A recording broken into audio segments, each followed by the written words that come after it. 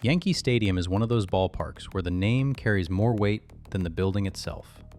The current stadium opened in 2009, but it was never meant to feel like a clean break from what came before it. The Yankees did not move to a new city. They did not even move to a new neighborhood. They moved across the street in the Bronx, just north of the original Yankee Stadium site, and tried to build a modern ballpark around one of the heaviest brands in American sports. That is what makes Yankee Stadium different from a lot of newer Major League Baseball parks. Some stadiums are built to create a new identity. Yankee Stadium was built to protect an old one. The Yankees' connection to the Bronx goes back to 1923, when the original Yankee Stadium opened on April 18th against the Boston Red Sox.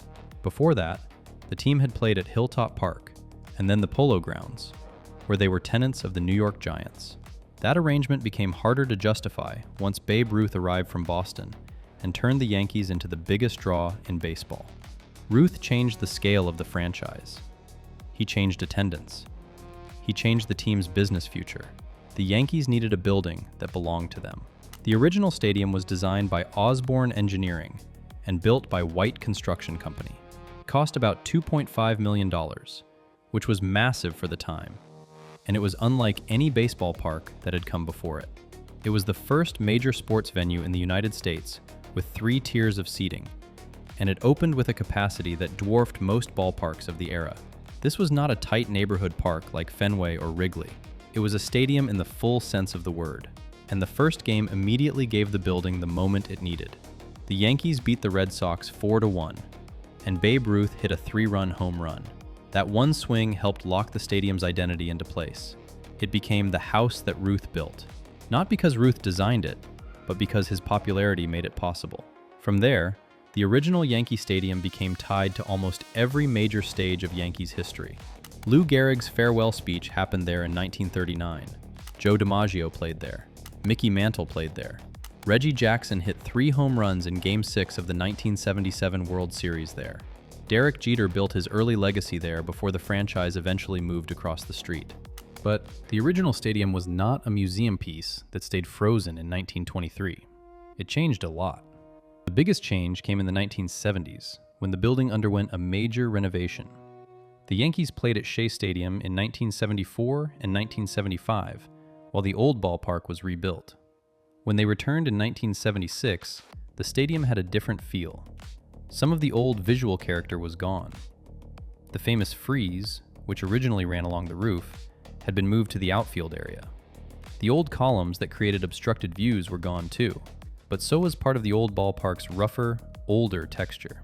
That renovation kept Yankee Stadium alive for more than 3 more decades, but by the late 1990s and early 2000s, the business of stadiums had changed. Teams were not only looking for seats anymore, they wanted luxury suites, clubs, wider concourses, restaurants, retail spaces, bigger video boards, better player facilities, more sponsorship inventory, and more control over every part of the fan experience. The Yankees had history, but the old building had limits. That became the central tension behind the current Yankee Stadium. The franchise wanted a modern revenue machine, but it could not look like just another new ballpark.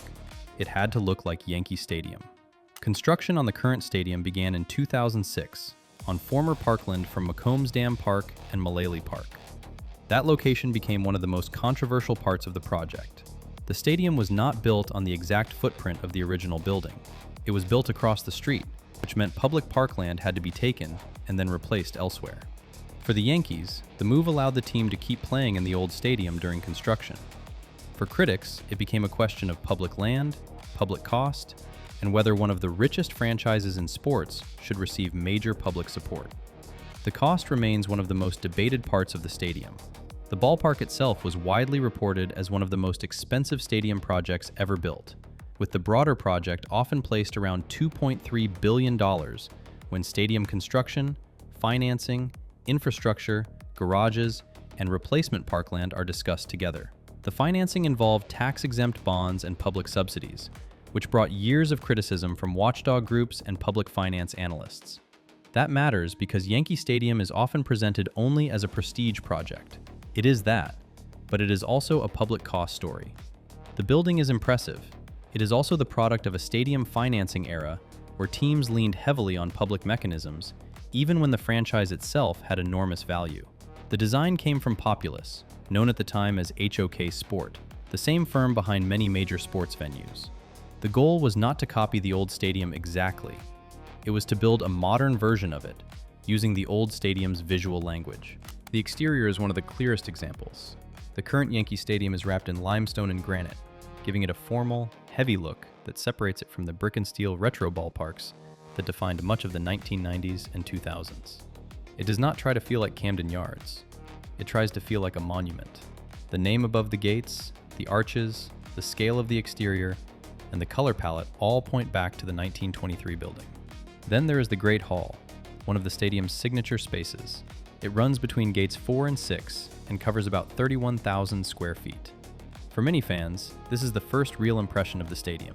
It is tall, open, polished, and lined with banners of Yankees legends.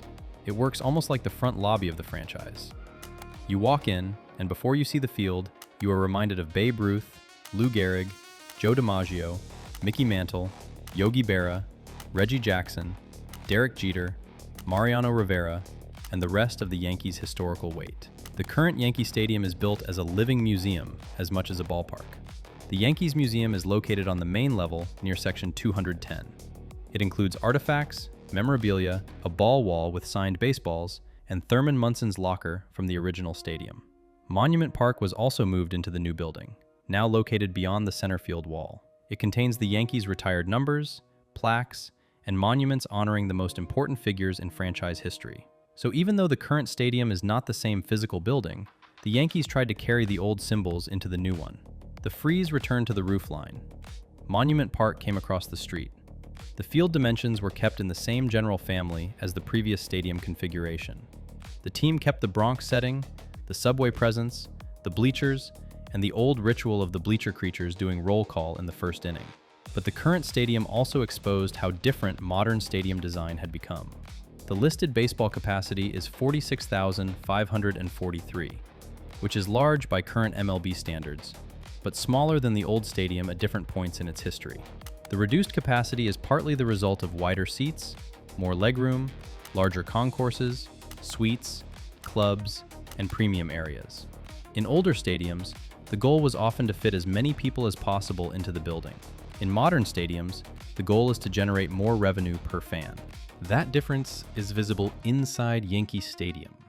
There are more premium spaces, more club areas, more controlled hospitality zones, and a more polished concourse experience. The stadium has a much larger footprint than the old building, with Populous listing it at about 1.35 million square feet. That extra space does a lot of work.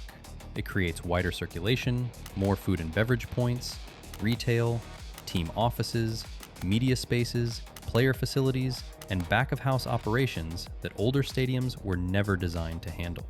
The field itself is still recognizable. The dimensions are 318 feet to left field, 399 to left center, 408 to center, 385 to right center, and 314 down the right field line. The short right field porch is one of the most discussed parts of the stadium. It fits the Yankees' historical identity, but it also created criticism, especially early on, when home runs seemed to fly out to right field. Yankee Stadium has often played friendly to left-handed power, and that became part of the building's modern reputation.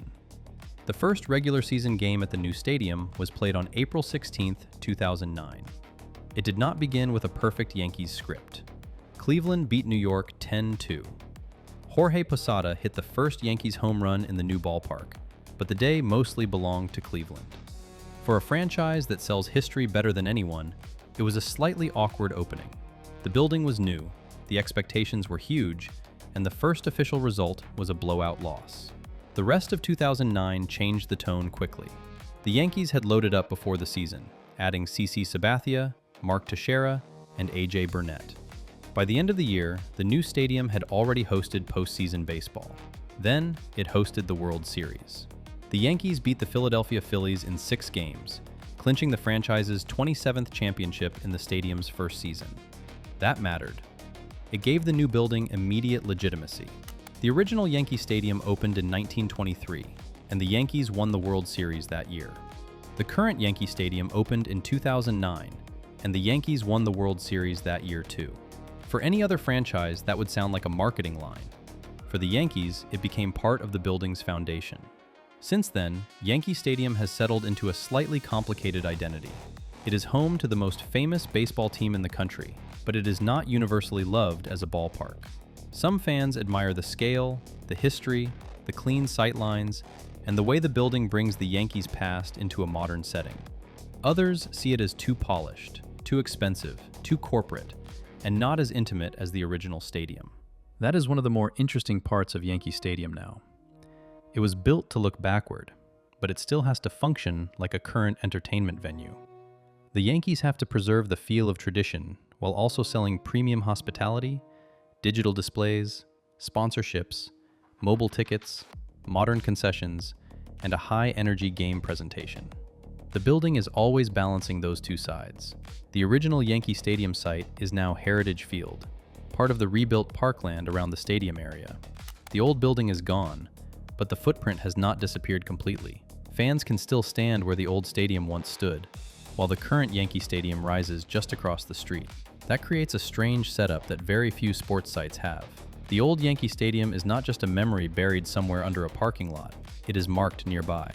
The new stadium does not replace it from a distance, it faces it. One side holds the active home of the Yankees, the other side holds the outline of what used to be there. And that is the most honest way to look at the current Yankee Stadium. It is not the original. It never could be.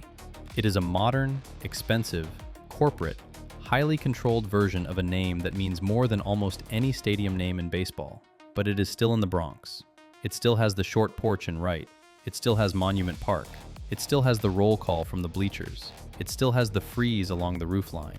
It still has October expectations built into the place before a pitch is even thrown. Yankee Stadium today is a building trying to carry a century of pressure across 161st Street. Some of that pressure comes from Ruth and Gehrig. Some of it comes from Mantle and DiMaggio. Some of it comes from Reggie, Jeter, Rivera, and the 27 championships attached to the franchise. The current stadium did not create that history. It inherited it, packaged it, and built a larger, modern operation around it. On game days, that history is not subtle. It is on the walls, over the gates, above the concourses, behind center field, in the museum, in the retired numbers, and in the way fans still talk about the old place while walking into the new one. The Yankees moved across the street, but they never really left the shadow of the original stadium. They built the new Yankee Stadium inside that shadow, and every night in the Bronx, the building has to live with it.